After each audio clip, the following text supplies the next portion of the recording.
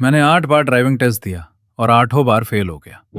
लेकिन रात के ठीक 3 बजे ट्रैफिक पुलिस का फोन आया और उन्होंने मुझे बताया कि मेरी गाड़ी हाईवे पर एक बड़े हादसे का शिकार हो गई है। लेकिन मेरे पास तो ड्राइविंग लाइसेंस तक नहीं है, तो फिर मेरी गाड़ी कैसे हो सकती है?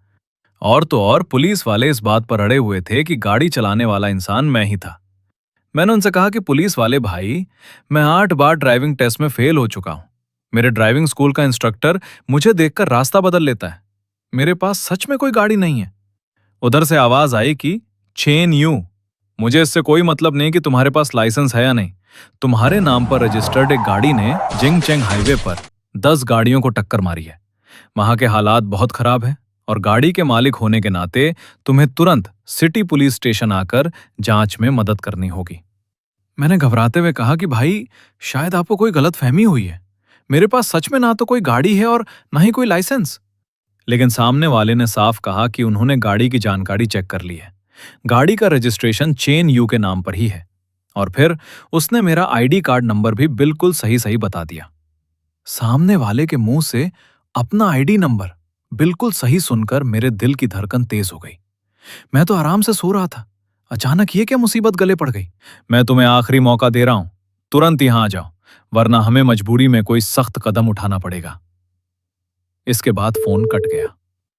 मैं अपने फोन की स्क्रीन को घूरता रहा और मेरा दिमाग एकदम सुन्न हो गया था। क्या यह कोई मजाक था या कोई फ्रॉड?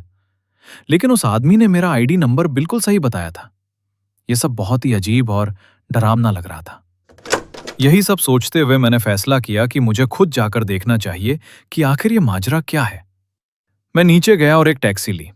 गाड़ी खाली और सुनसान सड़कों से गुजर रही थी। खिड़की से बाहर तेजी से पीछे छूटते हुए नजारों को देखकर मेरे अंदर की घबराहट बढ़ती जा रही थी। एक बहुत ही अजीब सा और अनजाना डर मुझे घेर रहा था। आधे घंटे बाद मेरी टैक्सी एक बड़ी सी सरकारी इमारत के सामने रुकी, जिस पर पुलिस का निशान लगा हुआ था। मैं अंदर गया और कहा कि मेरा नाम चेन यू है। आप लोगों ने ही मुझे फोन करके यहां बुलाया था। गेट पर खड़े पुलिस वाले ने मुझे ऊपर से नीचे तक घूरा, फिर अपने वॉकी टॉकी पर कुछ कहा। जल्दी ही पुलिस की वर्दी पहने एक अधेड़ उम्र का आदमी इमारत से बाहर आया और मुझे अपने साथ अंदर ले गया। वो मुझे एक कमरे में ले गया। यह बिल्कुल वैसा ही पूछताछ वाला कमरा था जैसा मैंने सिर्फ फिल्मों में देखा था। उसने मुझे एक कुर्सी की तरफ इशारा किया और खुद मेरे सामने बैठ गया। उसने एक फाइल से कुछ कागजात निकाले और अपना परिचय देते हुए कहा कि मेरा नाम वांग जियानगुओ है और मैं इस एक्सीडेंट केस का इंचार्ज हूं। फिर उसने मुझसे पूछा कि काले रंग की गाड़ी जिसका नंबर N8888 है, मैं तुमसे फिर पूछ रहा हूं, क्या वो तुम्हारी है? मैंने कसम खाते हुए कहा कि वांग ऑफिसर, मैं सच कह रहा हूं, मेरे पास कोई गाड़ी नहीं है। मेरे पास तो लाइसेंस भी नहीं है। मेरी बात सुनकर वांग जियानगुओ ने एक हल्की सी हंसी हंसी और एक कागज मेरी तरफ खिसका दिया। वो कागज एक गाड़ी के रजिस्ट्रेशन की फोटोकॉपी थी और उस पर साफ साफ मेरी सारी जानकारी छपी हुई थी। उस कागज को देखकर मेरे हाथ अपने आप कांपने लगे। मैंने हैरान होकर पूछा कि यह सब क्या है? वांग ने तीखी नजरों से मेरी तरफ देखते हुए कहा कि यह सवाल तो मुझे तुमसे पूछना चाहिए। तुम कह रहे हो कि तुम्हारे पास गाड़ी नहीं है। तुम्हें क्या लगता है, हम तुम्हारी इस बात पर यकीन कर लेंगे? उसकी नजरें इतनी चुभने वाली थीं कि मेरे रोंगटे खड़े हो गए। फिर वो अपनी जगह से उठा, दीवार पर लगी एक स्क्रीन के पास गया और एक बटन दबा दिया। स्क्रीन पर सीसीटीवी की एक रिकॉर्डिंग चलने लगी। यह हाईवे का वीडियो था और समय रात के 11:30 बजे का दिखा रहा था। एक काले रंग की कार बहुत ही तेज रफ्तार से हाईवे की बाकी गाड़ियों के बीच पागलों की तरह दौड़ रही थी। उसने अचानक से लेन बदली, जिसकी वजह से पीछे आ रहे एक ट्रक को अचानक ब्रेक मारना पड़ा। इसके बाद सब कुछ बेकाबू हो गया। ट्रक पलट गया और उसके पीछे आ रही गाड़ियां एक के बाद एक आपस में टकराती चली गईं। ब्रेक लगने की तेज आवाजें और गाड़ियों के टकराने की भयानक आवाजें किसी डरावनी फिल्म जैसी लग रही थीं। ये सब देखकर मेरा पेट अजीब सा होने लगा और मुझे घबराहट होने लगी। वांग ने कहा कि यह सब तुम्हारी गाड़ी ने किया है।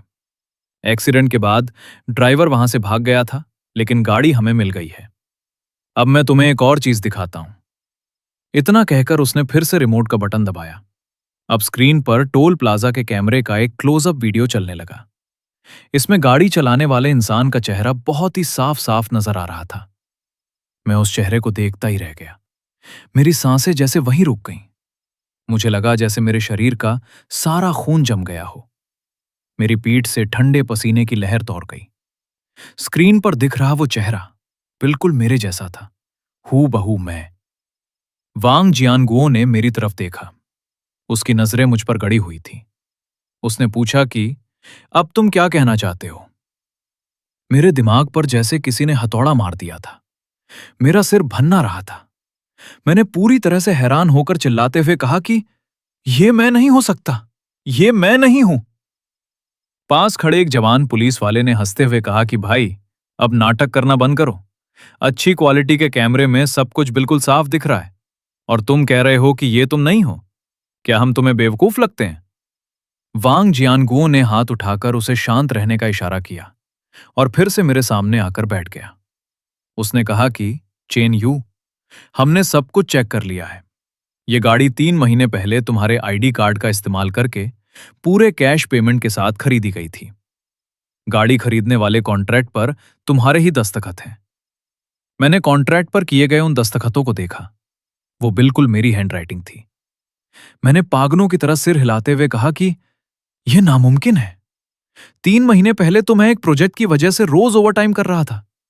मेरे पास गाड़ी खरीदने जाने का वक्त ही नहीं था। मुझे तो यह भी नहीं पता कि कार का शोरूम किस तरफ है। वांग ने पूछा कि तो तुम्हारे कहने का मतलब है कि किसी ने तुम्हारी पहचान चुराई है? मैंने तुरंत कहा कि हाँ, पक्का किसी ने मेरी जगह ली है। वांग ने एक के बाद एक सवाल दागने शुरू किया। उसने कहा कि एक ऐसा इंसान जो बिल्कुल तुम्हारी तरह दिखता है, जिसे तुम्हारी सारी पर्सनल जानकारी पता है और जिसने बिल्कुल तुम्हारे जैसे दस्तखत भी किए। इन सवालों ने मुझे चुप करा दिया। सच बात तो थी, ऐसा कौन करेगा? यह सब बहुत ही अजीब लग रहा था। वांग ने आगे कहा कि चेन्यू, मैंने 20 साल ट्रैफिक पुलिस में काम किया है। मैंने हर तरह के ड्राइवर देखे हैं, शराब पीने वाले, नशा करने वाले, हिट एंड रन वाले और एक से बढ़कर एक झूठी कहानियां बनाने वाले भी देखे हैं। लेकिन तुम्हारी ये कहानी अब तक की सबसे बकवास कहानी है। उसकी बातें सुनकर मुझे लगा जैसे किसी ने मेरे ऊपर बर्फ का ठंडा पानी डाल दिया हो। उसकी नजरों में मैं एक्सीडेंट के बाद भागने वाला एक झूठा मुजरिम था। मैंने बेबसी से कहा कि मैं सच बोल रहा हूं, आप लोग जांच कर सकते हैं। आप मेरा ड्राइविंग स्कूल का रिकॉर्ड चेक कीजिए, मेरे पास सच में लाइसेंस नहीं है। आप मेरी आज रात की लोकेशन चेक कर सकते हैं, मैं अपने घर पर सो रहा था। आप मेरे बैंक अकाउंट की डिटेल्स चेक कर सकते हैं, मेरे पास गाड़ी खरीदने के लिए इतने पैसे ही नहीं है। वांग ने जवाब दिया कि हम वो सब जरूर चेक करेंगे, लेकिन फिलहाल सारे सबूत तुम्हारे खिलाफ हैं। जब तक तुम इन सबूतों को गलत साबित करने वाला कोई पक्का सबूत नहीं दे देते, तब तक तुम इस केस के मुख्य संदिग्ध हो। ये मुख्य संदिग्ध शब्द सुनकर मुझे लगा जैसे मेरे ऊपर किसी ने पहाड़ों का बोझ डाल दिया हो। मेरी सांसें घुटने लगी। मैंने विनती करते हुए कहा कि वांग ऑफिसर, मेरी आपसे गुजारिश है कि प्लीज अच्छे से जांच कीजिए, वो सच में मैं नहीं था। वांग ने कहा कि जब तक जांच पूरी नहीं हो जाती, हम अपनी तहकीकात करेंगे, लेकिन तब तक तुम्हें यहीं रहना होगा। हम तुम्हारे लिए एक कमरे का इंतजाम कर रहे हैं और तुम्हें अपना मोबाइल फोन हमें देना होगा। मैंने पूछा कि ऐसा क्यों? लेकिन जब मैंने उसका आगे बढ़ा हुआ हाथ और उसकी आंखों में सख्ती देखी, तो मुझे समझ आ गया कि यहां कोई बहस काम नहीं आएगी। मैंने धीरे से अपनी जेब से फोन निकाला और टेबल पर रख दिया। उस पल मुझे ऐसा लगा जैसे मेरा बाहरी दुनिया से सारा संपर्क कट गया हो। फिर वो जवान पुलिस वाला कमरे में आया। लोहे की ठंडी हथकड़ी मेरे हाथों पर कसी गई और एक खट की आवाज के साथ उसे लॉक कर दिया गया। उस ताले के साथ मेरी बची खुची सारी उम्मीदें भी लॉक हो गईं। मुझे एक छोटे से कमरे में ले जाया गया। वहां सिर्फ एक खिड़की और एक टेबल थी। मेरे पीछे लोहे का भारी दरवाजा बंद हो गया। मैं वहां बैठ गया। कमरे में मेरे सिवा और कोई नहीं था। मैं अपने ही हाथों को घूर रहा था। इन हाथों ने कभी ठीक से स्टीयरिंग व्हील भी नहीं पकड़ा था। तो फिर ये हाईवे पर इतनी खतरनाक स्पीड से गाड़ी कैसे चला सकते हैं? सीसीटीवी फुटेज वाला वो इंसान कौन था? वो ऐसा क्यों कर रहा था? क्या सच में दुनिया में दो लोग बिल्कुल एक जैसे हो सकते हैं? और वैसे भी मेरे माता पिता की मैं इकलौती संतान हूं। यह पक्का कोई बहुत बड़ी साजिश थी। कोई मुझे फंसा रहा था। एक ऐसा दुश्मन जो मेरे बारे में सब कुछ जानता था, यहां तक कि उसका चेहरा भी मेरे जैसा था। लेकिन मैं तो एक आम सा इंसान हूं। कोई मुझे इस तरह से बर्बाद करने के लिए इतनी मेहनत क्यों करेगा? मुझे अपनी गर्लफ्रेंड लियू फेई को फोन करने का बहुत मन हो रहा था, मैं उसे बताना चाहता था कि मैं कितनी बड़ी मुसीबत में फंस गया हूं। मैं बिस्तर पर लेटा हुआ खुली आंखों से छत को घूर रहा था, लेकिन मेरा फोन तो वो लोग ले जा चुके थे। समय धीरे धीरे बीत रहा था। पता नहीं कितना वक्त गुजर गया, अचानक दरवाजा खुला और वांग जियांगो अंदर आया। इस बार उसके चेहरे के भाव पहले से भी ज्यादा गंभीर थे। मेरा दिल बैठ गया। मैंने पूछा कि क्या कोई जानकारी मिली? उसने मेरे सवाल का कोई जवाब नहीं दिया, बस एक प्रिंट किया हुआ कागज मेरी तरफ बढ़ा दिया। उसने कहा कि ये तुम्हारे बैंक अकाउंट की डिटेल्स हैं जो हमें अभी अभी मिली हैं। मैंने नीचे देखा और मेरी आंखें फटी की फटी रह गईं। 3 महीने पहले मेरे अकाउंट से 50 लाख रुपए एक कार कंपनी को ट्रांसफर किए गए थे। मैंने घबराते हुए कहा कि यह नामुमकिन है। मेरे पास 50 लाख रुपए कहां से आएंगे? मेरी पूरी जिंदगी की जमा पूंजी 5 लाख भी नहीं है। ये पैसे कहां से आए? वांग ने बताया कि ये पैसे एक विदेशी अकाउंट से तुम्हारे कार्ड में ट्रांसफर किए गए थे और फिर तुरंत कार कंपनी को भेज दिए गए। और ये सारा ट्रांजैक्शन जिस इंटरनेट से हुआ, उसका आईपी एड्रेस तुम्हारे घर के पास वाले एक कैफे का है। समय 3 महीने पहले के एक शनिवार की दोपहर का है। मैं पागलों की तरह याद करने की कोशिश करने लगा कि उस शनिवार की दोपहर को मैं क्या कर रहा था। अचानक मुझे याद आया। मैंने कहा कि उस दिन हमारी कंपनी की तरफ से हम सब लोग एक ट्रिप पर पहाड़ों पर गए थे। मैं तो पूरा दिन बाहर था। वांग ने कहा कि तुम्हारे साथ काम करने वालों से हम पूछताछ करेंगे, लेकिन फिलहाल तुम्हारे खिलाफ एक और बहुत बड़ा सबूत मिल गया है। एक इतनी बड़ी रकम जिसका कोई हिसाब नहीं है। अब तुम पर मनी लॉन्ड्रिंग का भी शक है। यह सुनकर मेरा दिमाग पूरी तरह से सुन्न पड़ गया। बात ट्रैफिक एक्सीडेंट से बढ़कर अब एक बहुत बड़े क्रिमिनल केस तक पहुंच गई थी। जो भी मुझे फंसा रहा था, वो चाहता था कि मैं पूरी तरह से बर्बाद हो जाऊं और कभी इस दलदल से बाहर ना निकल पाऊं। मैंने रोते हुए कहा कि मैंने ऐसा कुछ नहीं किया है, मुझे सच में कुछ नहीं पता। वांग ने कहा कि तुम्हारे अब कुछ भी कहने का कोई मतलब नहीं है। हमें तुम्हारी बेगुनाही साबित करने के लिए कोई ठोस सबूत चाहिए। यह कहकर वांग ने एक गहरी सांस ली और मुड़कर जाने लगा। मैंने तुरंत उसे रोका और गिड़गिड़ाते हुए कहा कि वांग ऑफिसर, क्या आप मुझे मेरी गर्लफ्रेंड को एक कॉल करने दे सकते हैं? उसने थोड़ी देर सोचा और फिर सिर हिला दिया। उसने अपना फोन निकाला और मैंने उसे जो नंबर बताया उस पर कॉल मिला दिया। फोन उठते ही मैंने कहा कि मैं चैनियो बोल रहा हूं। उधर से आवाज आई कि तुम किसी और के फोन से कॉल क्यों कर रहे हो? तुम्हारा फोन कहाँ है? मैंने अपनी आवाज को शांत रखने की पूरी कोशिश की और उसे शुरू से लेकर आखिर तक सारी बात बता दी। मुझे लगा था कि वो मेरी बात सुनकर मुझे हौसला देगी और मेरा साथ देगी, लेकिन थोड़ी देर की शांति के बाद फोन से उसकी बहुत ही ठंडी और रूखी सी आवाज आई। उसने पूछा कि चैन्यू, क्या तुम मुझसे कुछ छिपा रहे हो? मैंने हैरान होकर पूछा कि तुम्हारा क्या मतलब है? मैं तुम्हें बता तो रहा हूं कि मुझे फंसाया गया है। क्या तुम्हें मेरी बात समझ नहीं आ रही? उसने तंज कसते हुए कहा कि फंसाया गया है? एक इंसान जो बिल्कुल तुम्हारी तरह दिखता है, उसने तुम्हारी आईडी से गाड़ी खरीदी और तुम्हारे ही बैंक अकाउंट से पैसे भी दिए। चैन्यू, क्या तुम कोई कहानी लिख रहे हो? मैंने दुख के साथ पूछा कि तुम्हें मुझ पर भरोसा नहीं है? उसने कहा कि मैं कैसे भरोसा करूं? हम 3 साल से साथ हैं। मुझे लगा था मैं तुम्हें बहुत अच्छे से जानती हूं, और अब पता चलता है कि तुमने इतनी महंगी गाड़ी खरीद ली। तुम्हारे पास इतने पैसे आए कहां से? क्या तुम मेरे पीठ पीछे कोई गलत काम कर रहे थे?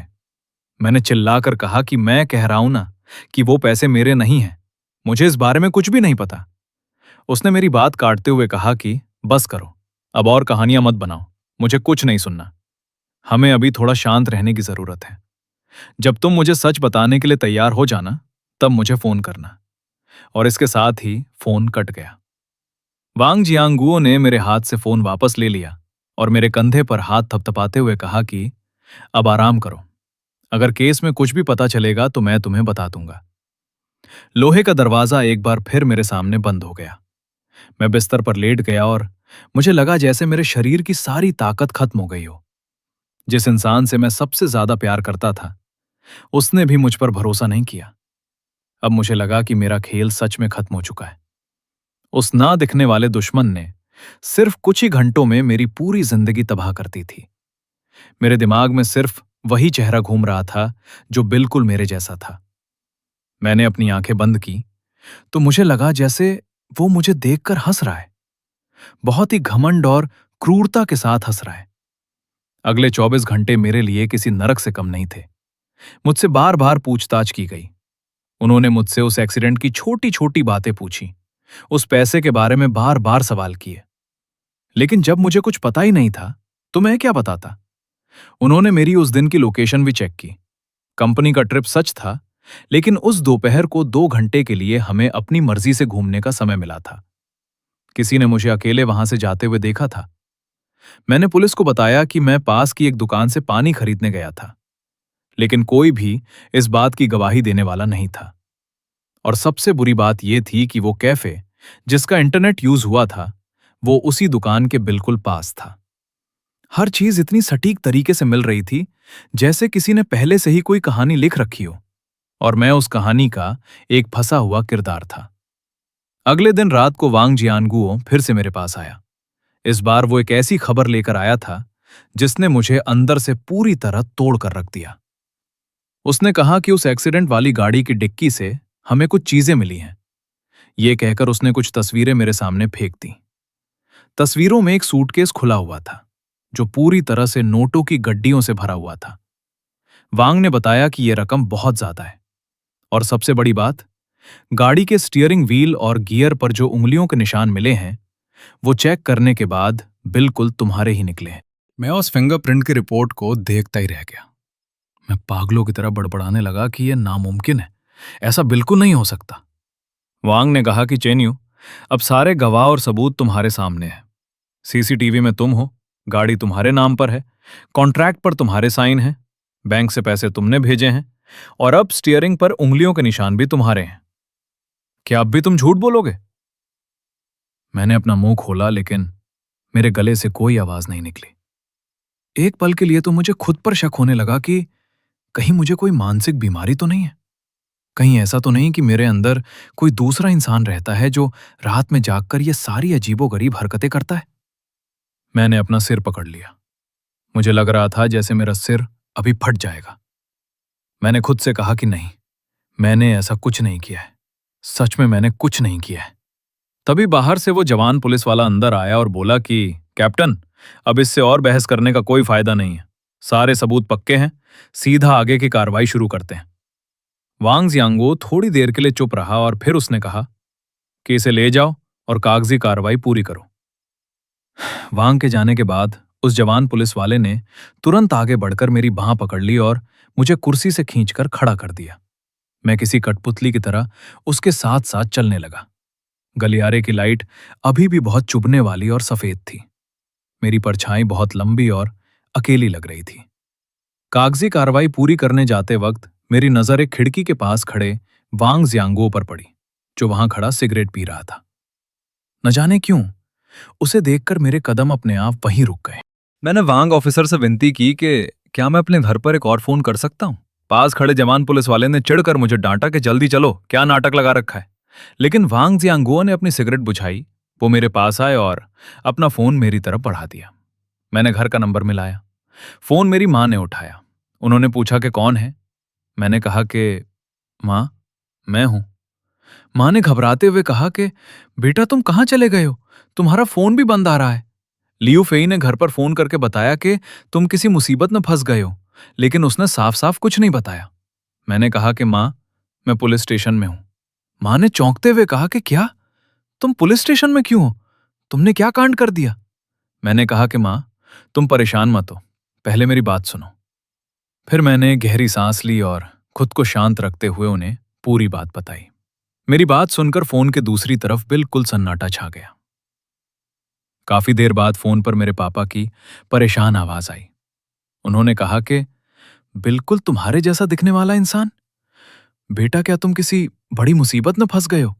मुझे सच बताओ, तुम्हारा बाप अभी जिंदा है, हम कोई रास्ता निकाल लेंगे। पापा की बात सुनकर मेरा दिल भर आया।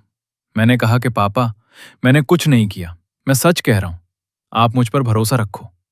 पापा ने कहा कि ठीक है, मुझे तुम पर भरोसा है, लेकिन तुम अभी किस हाल में हो? मैंने बताया कि जांच के लिए मुझे कुछ दिनों तक कस्टडी में रहना पड़ सकता है। पापा हैरान हो गए कि कस्टडी? बात इतनी आगे कैसे बढ़ गई? मैं तुम्हारे वांग अंकल से बात करता हूं, पुलिस महकमे में उनकी अच्छी जान पहचान है। मैंने तुरंत मना किया कि पापा, आप ऐसा कुछ मत करना, मामला बहुत पेचीदा है, आप बीच में आकर बात को और मत बिगाड़ना। मुझ पर भरोसा रखिए, मैं खुद को बेगुनाह साबित कर दूंगा। फोन के दूसरी तरफ से पापा के गहरी सांस लेने की आवाज और माँ के रोने की सिसकियां आ रही थीं। तभी उस जवान पुलिस वाले ने मेरे हाथ से फोन छीन लिया। मेरा वक्त खत्म हो चुका था। मुझे एक दूसरे कमरे में ले जाया गया, जहां मुझसे कुछ कागजों पर दस्तखत कराए गए और अंगूठे के निशान लिए गए। आंसुओं की वजह से मुझे धुंधला दिख रहा था, इसलिए मैं पढ़ भी नहीं पाया कि उन कागजों पर क्या लिखा था। इसके बाद मुझे लॉकअप के एक सेल में बंद कर दिया गया।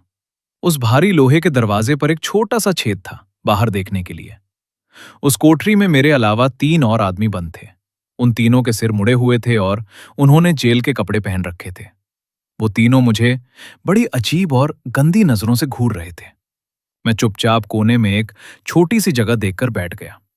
तभी एक आदमी, जिसके चेहरे पर बड़ा सा चाकू का निशान था, मेरे सामने आकर खड़ा हो गया। उसने रौब झाड़ते हुए पूछा कि नए आए हो? क्या कांड करके आए हो? जब मैंने सिर झुकाए रखा और कोई जवाब नहीं दिया, तो बाकी के 2 आदमी भी मेरे पास आकर खड़े हो गए। उनमें से एक बोला कि यहां आने के बाद भी नखरे दिखा रहा है, लगता है इसके हाथ पैर ढीले करने पड़ेंगे। मैंने डर और गुस्से में अपनी मुट्ठियां भींच ली। ठीक उसी समय लोहे के दरवाजे के छोटे से छेद से जेलर की कड़कड़ाती आवाज आई कि वहां क्या चल रहा है? वो निशान वाला आदमी तुरंत पीछे हट गया और बनावटी मुस्कान के साथ बोला कि अरे सर, कुछ नहीं, हम तो बस इस नए भाई से थोड़ी बातचीत कर रहे थे। जेलर ने उन्हें घूर कर देखा और मुझसे कहा कि चेन यू, तुमसे कोई मिलने आया है। मैं हैरान रह गया कि मुझसे मिलने कौन आ सकता है। जेलर मुझे मुलाकात वाले कमरे में ले गया। वहां एक मोटे शीशे के पार मेरे मम्मी पापा बैठे थे। मां की आंखें सूजी हुई थीं। साफ पता चल रहा था कि वो रात भर रोई हैं। पापा भी अचानक बहुत बूढ़े लग रहे थे। मां ने जैसे ही बातचीत करने वाला फोन उठाया, उनकी आंखों से आंसू बहने लगे। उन्होंने पूछा कि बेटा, तुम कैसे हो? यहां तुम्हें कोई तकलीफ तो नहीं दी? किसी ने तुम्हें मारा तो नहीं? मैंने कहा कि मैं ठीक हूं मां, आप लोग यहां क्यों आए?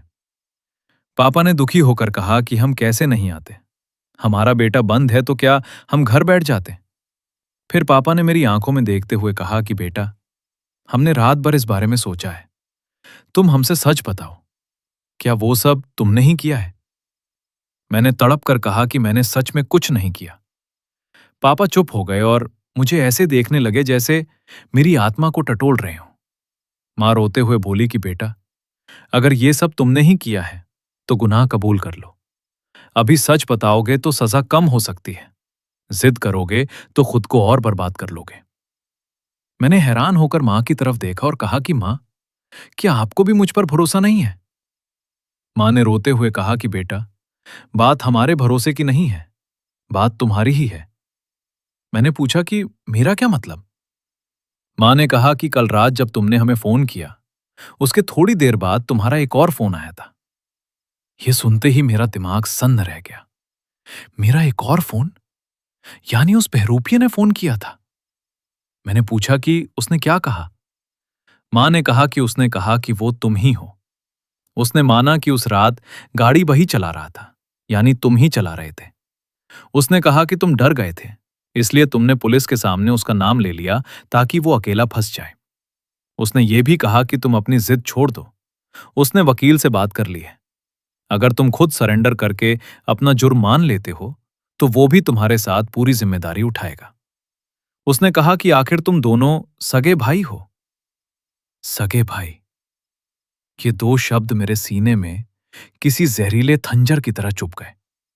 अब मुझे उस कमीने का पूरा प्लान समझ आ रहा था।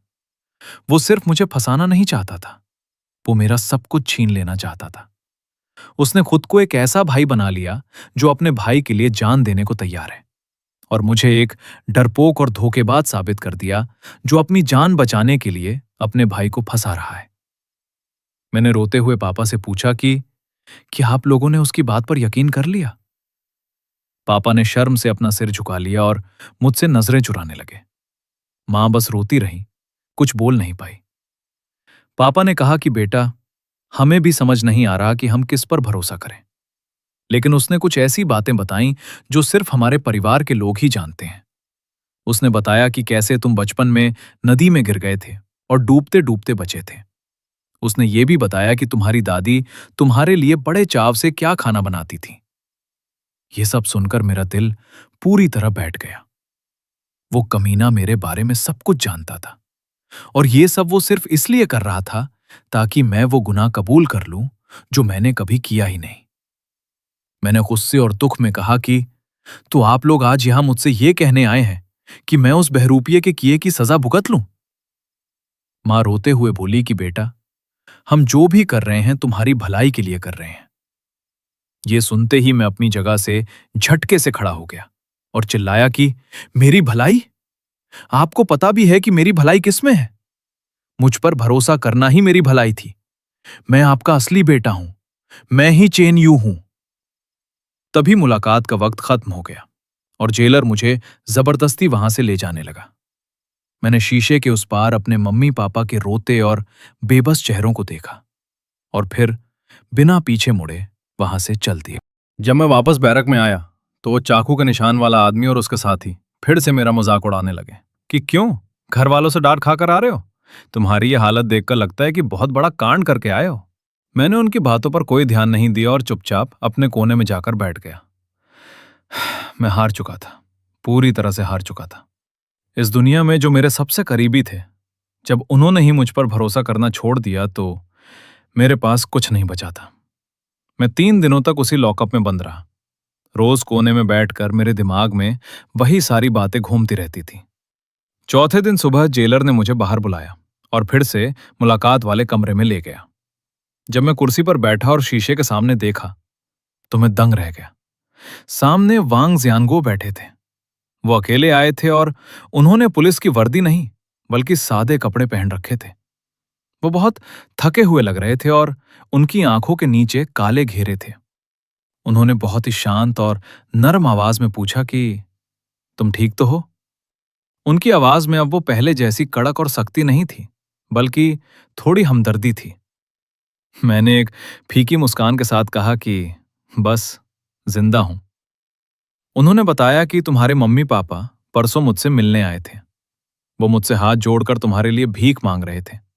वो कह रहे थे कि उनका बेटा बचपन से बहुत सीधा है, उसे पक्का किसी ने बहकाया होगा, वो खुद ऐसा गलत काम नहीं कर सकता।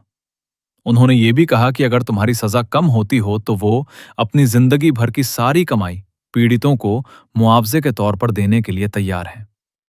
ये सुनकर मेरी आंखों में फिर से आंसू आ गए। भले ही मेरे माता पिता को मेरी बेगुनाही पर भरोसा नहीं था, लेकिन वो मुझसे प्यार बहुत करते थे। बस उनका तरीका ऐसा था जिसे मैं चाहकर भी स्वीकार नहीं कर पा रहा था। मैंने वांग ऑफिसर से पूछा कि तो फिर क्या आप मुझे ये बताने आए हैं कि मेरे मम्मी पापा कितने बेबस हैं ताकि मैं भावुक होकर अपना जुर्म कबूल कर लूं? वांग ने कहा कि नहीं, मैं तुम्हें यह बताने आया हूं कि मैंने तुम्हारे मम्मी पापा को समझा बुझाकर घर वापस भेज दिया है। मैंने उनसे कहा कि जब तक अदालत का फैसला नहीं आता तुम सिर्फ एक संदिग्ध हो, मुजरिम नहीं। मैंने उनसे यह भी कहा कि वो यहां वहां किसी से सिफारिश ना लगवाएं, क्योंकि इससे मामला और बिगड़ सकता है। मैं हैरान होकर वांग जियानगो को देखने लगा और पूछा कि आपने ऐसा क्यों किया? उन्होंने जवाब दिया कि क्योंकि ये मेरा फर्ज है। चेन्यू, मैंने 20 साल क्रिमिनल इन्वेस्टिगेशन में काम किया है। मैंने अपने करियर में हजारों अपराधियों से पूछताछ की है। कोई इंसान नाटक कर रहा है या वो सच में बेगुनाह है, ये मैं उसका चेहरा देखकर भांप लेता हूं। मैंने उनसे पूछा कि तो आपको क्या लगता है, मैं किस तरह का इंसान हूं? वांग ने सीधे मेरे सवाल का जवाब नहीं दिया। उन्होंने अपनी जेब से एक फोटो निकाली और शीशे पर चिपका दी। फोटो में एक आदमी कैफे में बैठा था। उसने बिल्कुल वैसी ही ग्रे कलर की हुडी पहन रखी थी जैसी मेरे पास थी। उसका सिर झुका हुआ था, इसलिए चेहरा साफ नहीं दिख रहा था, लेकिन उसकी टेबल पर मैंगो मिल्क का एक ग्लास रखा था। वांग ऑफिसर ने कहा कि यह उसी कैफे की सीसीटीवी फुटेज है जहां से तुम्हारे अकाउंट से पैसे ट्रांसफर किए गए थे। इस आदमी का शरीर बिल्कुल तुम्हारे जैसा है और हमें शक है कि इसी ने वो पैसे ट्रांसफर किए थे। जब हम उस कैफे में पूछताछ करने गए तो वहां के वेटर ने बताया कि उसे यह आदमी याद है क्योंकि उसने मैंगो मिल्क ऑर्डर किया था, लेकिन उसकी एक घूंट भी नहीं पी। फिर वांग ने मुझसे पूछा कि चेन्यू, क्या तुम्हें मैंगो से एलर्जी है? ये सुनते ही मेरी सांसें थम गई। मैंने चिल्लाकर कहा कि हाँ, मुझे मैंगो से बहुत खतरनाक एलर्जी है। मैं बचपन से आज तक मैंगो फ्लेवर वाली टॉफी को भी हाथ नहीं लगाता। वांग जियानगो ने धीरे से अपना सिर हिलाया और कहा कि मैं समझ गया। इतना कहकर वो जाने के लिए खड़े हो गए। मैंने तुरंत उन्हें आवाज दी कि वांग ऑफिसर, क्या अब आपको मुझ पर भरोसा हो गया है?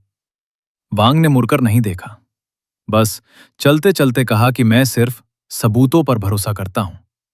जो इंसान तुम्हारा रूप लेकर घूम रहा है वो तुम्हारे बारे में बहुत कुछ जानता है। लेकिन ठंडे दिमाग से सोचो, कुछ ना कुछ ऐसा जरूर होगा जो वो नहीं जानता या जिसमें उसने गलती करती होगी। अगर तुमने ऐसी एक भी चीज ढूंढ ली तो तुम बाजी पलट सकते। जब मैं वापस अपने सेल में आया तो मेरा दिमाग बहुत तेजी से दौड़ने लगा। वो बहरूपिया मेरे बारे में वो सब बातें जानता था जो सिर्फ मेरे घर वाले जानते हैं। मम्मी पापा तो मुझे कभी नुकसान नहीं पहुंचा सकते। तभी अचानक मेरे दिमाग में एक नाम कौंधा, मेरा भाई ली हाओ। वो मेरी मौसी का बेटा था जो बहुत साल पहले मेरी जिंदगी में आया था और फिर अचानक गायब हो गया था। ली हाओ का बचपन बहुत खराब गुजरा था। जब वो छोटा था तभी उसके माता पिता का तलाक हो गया था और दोनों में से कोई उसे अपने साथ नहीं रखना चाहता था। जब मैं चौथी क्लास में था तब वो 1 साल के लिए हमारे घर रहने आया था। उस वक्त हमारा परिवार एक आम मिडिल क्लास फैमिली था, लेकिन मेरे मम्मी पापा मुझे बहुत प्यार करते थे। मेरे पास जो खिलौने होते थे वो उसके पास नहीं थे। हमारे घर रहने के बदले उसके मन में कोई एहसान नहीं था, बल्कि सिर्फ जलन थी। मुझे याद है जब मैं 10 साल का हुआ तो पापा ने मुझे उस समय का सबसे मशहूर वीडियो गेम लाकर दिया था। मैं इतना खुश था कि रात को गेम को गले से लगाकर सोया था, लेकिन अगले ही दिन वो गेम गायब हो गया। मां ने पूरा घर छान मारा पर गेम कहीं नहीं मिला। बाद में पड़ोस के एक बच्चे ने माना कि गेम उसने चुराया है, क्योंकि उसके पलंग के नीचे गेम का डिब्बा मिला था। मेरे मम्मी पापा मुझे लेकर उसके घर गए, उससे माफी मांगी और नुकसान की भरपाई भी की। जब उस पड़ोसी बच्चे के माता पिता उसे पीट रहे थे तब मैंने भीड़ के पीछे खड़े ली हाओ को देखा था। उसके चेहरे पर एक कुटिल मुस्कान थी और उसकी आंखों में एक अजीब सी खुशी और जीत का एहसास था। स्कूल खत्म करने के बाद वो काम की तलाश में बाहर चला गया और धीरे धीरे हमारा संपर्क टूट गया। अब जब मैं सोचता हूं तो समझ आता है कि उसे मेरे बचपन की बातें कैसे पता थी। बचपन में उसे दूसरों की लिखावट और दस्तखत कॉपी करने की गंदी आदत थी। वो मेरी स्कूल की कॉपियों पर बिल्कुल मेरे जैसे दस्तखत कर लेता था। और रही बात बिल्कुल मेरे जैसे चेहरे की, तो आजकल प्लास्टिक सर्जरी इतनी आगे बढ़ चुकी है कि कुछ भी मुमकिन है। वो जो इतने सालों से गायब था, वो असल में आज के इस दिन की तैयारी कर रहा था। वो मेरी इस साधारण सी जिंदगी को चुराना चाहता था जिसके लिए वो तड़पता रहा था।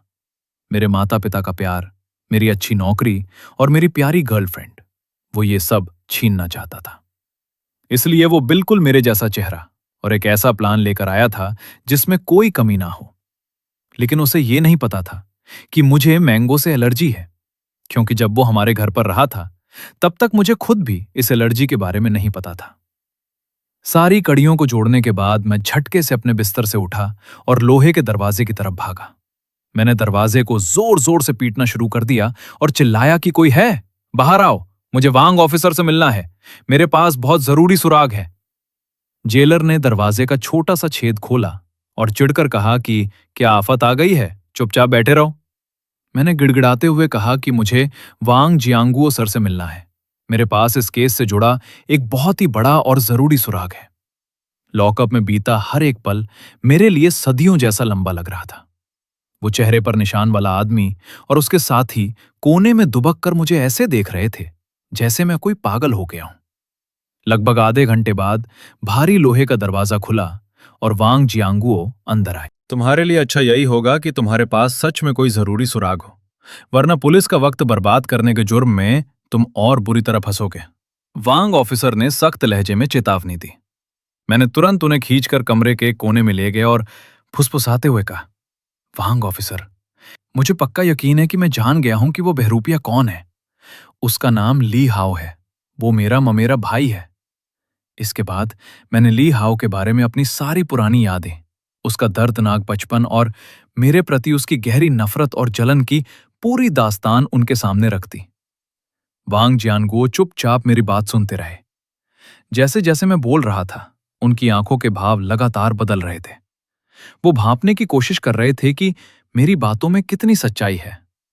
जब मैंने अपनी बात खत्म की तो उन्होंने कहा, यह सुनने में किसी फिल्मी कहानी जैसा लगता है, लेकिन इस कहानी की जांच की जा सकती है, क्योंकि ये दो बड़ी बातों का जवाब देती है। पहली, उसे तुम्हारे बारे में इतनी बारीक जानकारियां कैसे थीं? और दूसरी, मैंगो एलर्जी वाली वो बड़ी गलती। हम इस मामले की तुरंत जांच करेंगे। इतना कहकर वो मुड़े और जाने लगे। मैंने घबराकर उन्हें रोका, और मेरा क्या होगा? क्या मैं यहीं बंद रहूंगा? उन्होंने मुड़कर कहा, केस पूरी तरह साफ होने तक तुम अभी भी मुख्य संदिग्ध हो, लेकिन तुम्हें इस तरह बंद रखकर आगे की जांच करना मुश्किल होगा। इसलिए मैं तुम्हारी जमानत के लिए अर्जी लगाऊंगा। यह सुनकर मुझे अपनी कानों पर यकीन नहीं हुआ। उसी दोपहर मैंने कई सारे कागजातों पर दस्तखत किए और शाम होते होते मैं लॉकअप के भारी दरवाजे से बाहर आ गया। मैंने बाहर आकर खुली हवा में एक लंबी सांस ली। आजादी का वो एहसास अद्भुत था। मैंने एक टैक्सी ली और अपने उसी घर की तरफ चल पड़ा जिस पर अब किसी और का कब्जा था। घर के दरवाजे पर पहुंचकर मैंने जेब से चाबी निकाली। मुझे नहीं पता था कि दरवाजे के उस पार मेरा क्या इंतजार कर रहा है। मेरे हाथ कांप रहे थे। वहां वो बहरूपिया होगा, या फिर एक खाली और बिखरा हुआ घर जिसे उसने बर्बाद कर दिया था। जैसे ही दरवाजा खुला, मैंने देखा कि लिविंग रूम की लाइटें जल रही थीं, लेकिन वहां कोई नहीं था। अंदर कदम रखते ही एक अजीब सी गंध मेरे नथुनों से टकराई। वो सिगरेट के धुएं और किसी महंगी विदेशी परफ्यूम की मिली-जुली महक थी। टेबल पर महंगी विदेशी शराब की कई खाली बोतलें बिखरी पड़ी थीं, और सोफे पर एक बहुत ही महंगा ब्रांडेड कोट लापरवाही से फेंका हुआ था। अब वो मेरा घर नहीं लग रहा था। वो ली हाओ के सपनों का घर बन चुका था, जो तड़क भड़क और दिखावे से भरा हुआ था। मैं आगे बढ़कर अपने बेडरूम में गया। मेरा बिस्तर किसी कबाड़ खाने जैसा बिखरा पड़ा था। बेड के पास लगी टेबल पर एक फोटो फ्रेम रखा था। पहले उसमें मेरी और मेरी गर्लफ्रेंड लियू फेई की तस्वीर हुआ करती थी, लेकिन अब उसकी जगह ली हाओ और लियू फेई की हंसती हुई तस्वीर लगी थी। फोटो में ली हाओ एक महंगे सूट में बहुत ही घमंड से मुस्कुरा रहा था, और लियू फेई ने उसका हाथ थाम रखा था। उसके चेहरे पर एक ऐसी खुशी और सम्मान का भाव था जो मैंने पहले कभी नहीं देखा था। उनके पीछे एक आलीशान स्पोर्ट्स कार खड़ी थी। यह देखकर मेरे सीने में एक भयानक दर्द हुआ, जैसे किसी ने मेरे दिल को मुट्ठी में भींच लिया हो। उसने सिर्फ मेरा चेहरा और मेरी आजादी नहीं चुराई थी, उसने मेरे प्यार को भी चुरा लिया था। लेकिन नहीं, लियू फेई को चुराया नहीं गया था। वो खुद अपनी मर्जी से उस अमीर और कामयाब बहरूपिये के पास चली गई थी। मेरा मन हुआ कि मैं उस फोटो फ्रेम को उठाकर जमीन पर पटक दूं, लेकिन मैंने अपना हाथ रोक लिया। मुझे गुस्से में आकर कोई गलती नहीं करनी थी। मुझे शांत रहकर और सबूत ढूंढने थे। मैंने कमरे के हर कोने की तलाशी लेनी शुरू की। अलमारी में ऐसे में महंगे कपड़े टंगे थे जिन्हें खरीदने की मैं कभी सोच भी नहीं सकता था। अलमारी के सबसे नीचे मुझे एक लॉक किया हुआ सूटकेस मिला। मेरे अंतर्मन ने कहा कि इसके अंदर जरूर कुछ बहुत जरूरी है, लेकिन मुझे उसका पासवर्ड नहीं पता था। मैंने उस सूटकेस को निकाला और छुपाने के लिए अपने बेड के नीचे सरका दिया। फिर मैंने अपना फोन ऑन किया। फोन चालू होते ही अनगिनत कॉल्स और मैसेज की बाढ़ आ गई। मम्मी पापा के कई मिस्ड कॉल देखकर मैंने थोड़ा हिचकिचाते हुए वापस फोन मिलाया। पापा ने जैसे ही फोन उठाया, उनकी आवाज में एक राहत और थोड़ी घबराहट थी। उन्होंने पूछा, बेटा तुम बाहर आ गए? मैंने कहा, हाँ पापा, बेल मिल गई है। उन्होंने पूछा, तो केस का क्या हुआ? सब साफ हो गया? मैंने जवाब दिया, अभी जांच चल रही है। तभी मां ने फोन लिया और झिझकते हुए पूछा, बेटा क्या तुम अपने ममेरे भाई ली हाओ से मिले? यह सुनते ही मेरे रोंगटे खड़े हो गए। मैंने कहा, नहीं, क्यों? मां रोते हुए बोली, बेटा तुम कोई गलत कदम मत उठाना। वो कल हमसे मिलने घर आया था। हमारे लिए बहुत सारे तोहफे और सामान लाया था। उसने कहा कि उसने तुम्हारे लिए शहर का सबसे बड़ा वकील कर दिया है, और अगर तुम अपनी गलती मान लोगे तो वो तुम्हें बचा लेगा। बेटा वो सच में कितना अच्छा बच्चा है। मैंने गुस्से और बेबसी में कहा, मां मैं बहुत थक गया हूं, फोन रखता हूं। और मैंने उनकी बात पूरी होने से पहले ही फोन काट दिया। मैं और ज्यादा नहीं सुन सकता था। जो इंसान उनके सगे बेटे को बर्बाद करने की साजिश रच रहा था, वो उनकी नजरों में अच्छा बच्चा था, और मैं, जो बेगुनाह था, एक गुनहगार बन चुका था जिसे अपनी गलती माननी थी। तभी फोन पर एक और मैसेज आया। वो लियू फेई का था। उसमें लिखा था, तुम बाहर आ गए। इन 4 ठंडे और बेरुखे शब्दों को मैं काफी देर तक घूरता रहा। फिर मैंने जवाब में लिखा, हाँ। कुछ ही मिनटों बाद उसका दोबारा मैसेज आया, हमें मिलना चाहिए, कुछ बातें हैं जो हमें आमने सामने बैठकर साफ कर लेनी चाहिए। उसने मुझे मिलने के लिए जिस कैफे में बुलाया, वो हमारा पुराना कैफे नहीं था। वो शहर का एक नया और बेहद आलीशान कैफे था। उस एड्रेस को देखकर मेरे चेहरे पर एक कड़वी मुस्कान आ गई। मैं भी देखना चाहता था कि पैसे और झूठ की चकाचौंध में अंधी हो चुकी ये औरत मुझसे क्या बात साफ करना चाहती है। मैं तय समय से 10 मिनट पहले ही वहां पहुंच गया और सबसे सस्ती ब्लैक कॉफी ऑर्डर की। लियू फेई बिल्कुल समय पर आई। उसे देखकर एक पल के लिए तो मैं पहचान ही नहीं पाया। उसने एक बहुत ही स्टाइलिश कोट पहन रखा था और गले में किसी बड़े ब्रांड का स्कार्फ था। वो अब मेरी यादों वाली वो सिंपल लड़की नहीं थी जो सफेद टी शर्ट और जीन्स पहनती थी और हंसने पर जिसके गालों में डिंपल पड़ते थे। वो मेरे सामने आकर बैठ गई और अपना चश्मा टेबल पर रखते हुए बहुत ही सपाट आवाज में बोली, तुम बहुत कमजोर हो गए हो। उसका लहजा ऐसा था जैसे वो किसी अजनबी से मौसम का हाल पूछ रही हो। मैंने कहा, सब तुम्हारी ही कृपा है। मेरी बात सुनकर उसकी त्योरियां चढ़ गईं, जैसे उसे मेरा ये लहजा पसंद ना आया हो। उसने कहा, चैन्यू, मैं यहां तुमसे बहस करने नहीं आई हूं। तो फिर क्यों आई हो? मैंने पूछा। तुम्हारे और मेरे बीच की बात को हमेशा के लिए खत्म करने। उसने वेटर को इशारा किया और बड़े ही सलीके से एक महंगी कॉफी ऑर्डर की। उसकी आदतों से साफ था कि वो अब ऐसे आलीशान ठिकानों की आदी हो चुकी थी। उसने सीधे मेरी आंखों में देखा और कहा, चैन्यू, हमारा रिश्ता अब खत्म, हमें ब्रेकअप कर लेना चाहिए।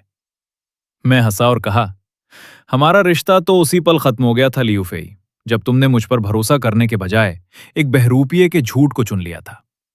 लियू फेई का चेहरा गुस्से से लाल हो गया। उसने कहा, मैं इस पर कोई बहस नहीं करना चाहती। सच तो यह है कि तुमने मुझे बहुत निराश किया है। वो तुमसे 1000 गुना बेहतर है। उसके पास एक बड़ा करियर है, आगे बढ़ने की चाहत है। उसे पता है कि मुझे क्या चाहिए। वो मुझे महंगे बैग दिला सकता है, उन होटलों में ले जा सकता है जहां जाने की हम पहले सोच भी नहीं सकते थे। वो मुझे एक सुरक्षित भविष्य दे सकता है। और तुम? उसने तुम शब्द पर बहुत जोर दिया और उसकी आंखों में मेरे लिए साफ नफरत और हिकारत थी।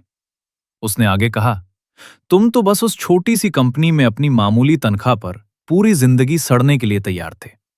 तुम्हारे अंदर आगे बढ़ने की कोई इच्छा ही नहीं थी। मैं चुपचाप उसकी बातें सुनता रहा। मेरे अंदर कोई गुस्सा नहीं था, बस एक गहरा दुख था कि हमारे 3 साल के प्यार की कीमत उसकी नजरों में कुछ भी नहीं थी। मैंने पूछा, कहना खत्म हुआ? अभी नहीं। उसने अपने बैग से एक मोटा लिफाफा निकाला और मेरी तरफ बढ़ा दिया। इसमें 50,000 रुपए हैं। ये हमारे 3 साल के रिश्ते का हर्जाना समझो। इन पैसों को लो और इस शहर को छोड़कर हमेशा के लिए चले जाओ। वापस मत आना और उसे परेशान करने की कोशिश भी मत करना। उसका करियर अभी बहुत ऊंचाई पर जा रहा है। वो तुम जैसे मामूली इंसान के चक्कर में अपनी साख खराब नहीं कर सकता। मैंने उस लिफाफे को देखा। यह किस्मत का कैसा क्रूर मजाक था। उस बहरूपिये ने 2 नंबर के पैसों से मेरा प्यार खरीदा था और अब मेरी पूर्व गर्लफ्रेंड उन्हीं पैसों का एक हिस्सा देकर मेरी इज्जत खरीदना चाहती थी, ताकि मैं जमानत की शर्तों को तोड़कर शहर से भाग जाऊं। मैंने उससे पूछा, लियू फेई, क्या तुम्हारी नजर में हर चीज की कीमत पैसों से आंकी जा सकती है? हमारा प्यार भी और मेरी इज्जत भी? वो मेरे सीधे सवाल से सकपका गई, लेकिन फिर खुद को संभालते हुए बोली, मुझसे ये फालतू की बातें मत करो। बिना पैसे के तुम कुछ भी नहीं हो। यही इस दुनिया का कड़वा सच है। मैंने सिर हिलाया। ठीक है, मैं समझ गया। मैंने पैसों के उस लिफाफे को हाथ तक नहीं लगाया। अपनी कॉफी का एक कड़वा घूंट लिया और कहा, मैं तुमसे एक आखिरी सवाल पूछता हूं। हमारी पहली डेट कहां हुई थी? लियू फेई ये सवाल सुनते ही सन्न रह गई। उसकी आंखों में एक घबराहट साफ देखी जा सकती थी। उसने नजरें चुराते हुए कहा, बहुत वक्त हो गया है, मुझे ठीक से याद नहीं। मैंने मुस्कुराते हुए कहा, चलो मैं तुम्हें याद दिलाता हूं। यूनिवर्सिटी के पीछे जो छोटी सी खाने पीने की गली थी, वहां हमने 6 रुपए वाले मसालेदार नूडल्स खाए थे। तुमने अपने सारे नूडल्स मेरी प्लेट में डाल दिए थे क्योंकि तुम्हें वो पसंद नहीं थे। उसके बाद जब मैं तुम्हें हॉस्टल छोड़ने गया तो मैंने तुमसे अपने दिल की बात कही थी। तुमने तुरंत हाँ नहीं कहा था कि सोच कर बताऊंगी। और अगली सुबह तुमने मुझे सिर्फ एक शब्द का मैसेज भेजा था, हाँ। मैंने उसकी तरफ देखा। उसका चेहरा डर के मारे सफेद पड़ चुका था। मैंने पूछा, लियू फेई, क्या उस नकली चेन यू ने कभी तुम्हें ये सब बातें बताई? उसके होठ कांपने लगे। उसके मुंह से कोई शब्द नहीं फूट रहा था। मैंने कहा, उसे नहीं पता होगा क्योंकि वो मैं हूं ही नहीं लाइट्स। वो तो बस एक चोर है जिसने मेरा चेहरा और मेरी पहचान चुराई है। और तुम। मैं अपनी जगह से खड़ा हुआ और उसकी आंखों में देखते हुए कहा, तुम उस चोर की मददगार हो। तुमने पैसों के लालच में हमारे 3 साल के प्यार का सौदा कर लिया। ये 50,000 रुपए अपने पास ही रखो और इससे कोई महंगा बैग खरीद लेना। शायद वो बैग तुम्हें रात के सन्नाटे में सुकून की नींद सोने में मदद कर सके। इतना कहकर मैं मुड़ा और बिना पीछे देखे वहां से चला आया। पीछे से किसी ग्लास के टूटने की आवाज आई, पर मैंने परवाह नहीं की। जब मैं अपने अपार्टमेंट में वापस आया तो मुझे ऐसा लगा जैसे मैं कोई बहुत बड़ी जंग लड़कर आ रहा हूं। मेरा शरीर थक चुका था, लेकिन मेरा दिमाग पूरी तरह से सजग था। मेरी नजर बेड के नीचे रखे उस काले सूटकेस पर पड़ी। मैंने उसे बाहर निकाला। उस पर 4 अंकों का एक नंबर लॉक लगा था। मेरे पास उसे तोड़ने का कोई औजार नहीं था और मैं जल्दबाजी में उसे तोड़कर कोई गड़बड़ नहीं करना चाहता था। मैंने अपनी आंखें बंद की और खुद को ली हाउ की जगह रखकर सोचने की कोशिश की कि आखिर इसका पासवर्ड क्या हो सकता है। मेरा जन्मदिन, मेरे मम्मी पापा का जन्मदिन, या लियू फेई का जन्मदिन। मैंने ये सब ट्राई किया पर लॉक नहीं खुला। मैंने ठंडे दिमाग से दोबारा सोचना शुरू किया। ली हाउ एक ऐसा इंसान है जो अंदर से बहुत कमजोर है, लेकिन ऊपर से बहुत घमंडी है। वो मुझसे नफरत करता है, लेकिन साथ ही वो मेरी जैसी जिंदगी भी जीना चाहता है।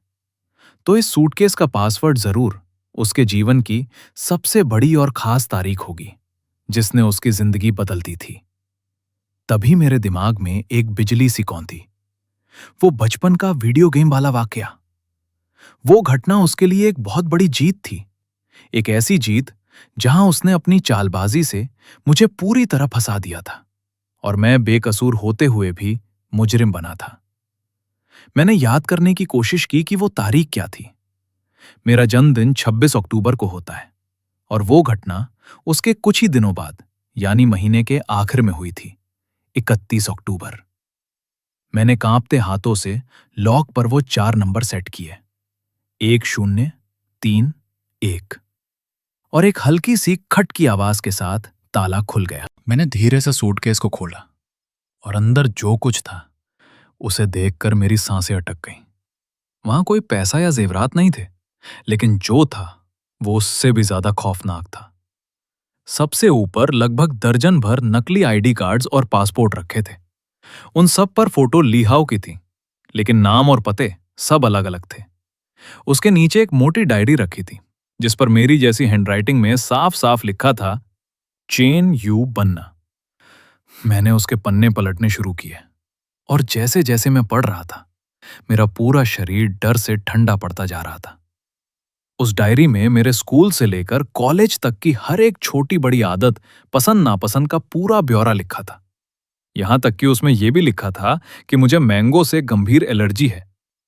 वो कोई साधारण डायरी नहीं थी। वो एक इंसान को पूरी तरह से मिटाकर उसकी जगह लेने की एक खौफनाक गाइड बुक थी। आखिरी पन्नों पर उसकी प्लास्टिक सर्जरी और चेहरों के बदलाव के मेडिकल रिकॉर्ड्स थे।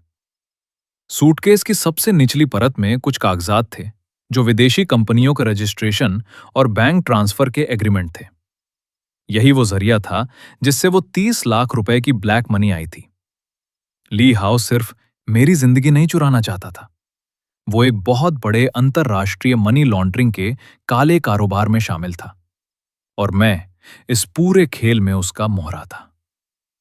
मैंने तुरंत अपने फोन से उन सभी दस्तावेजों और सबूतों की तस्वीरें ली और सब कुछ वैसा ही वापस रख दिया जैसा वो था।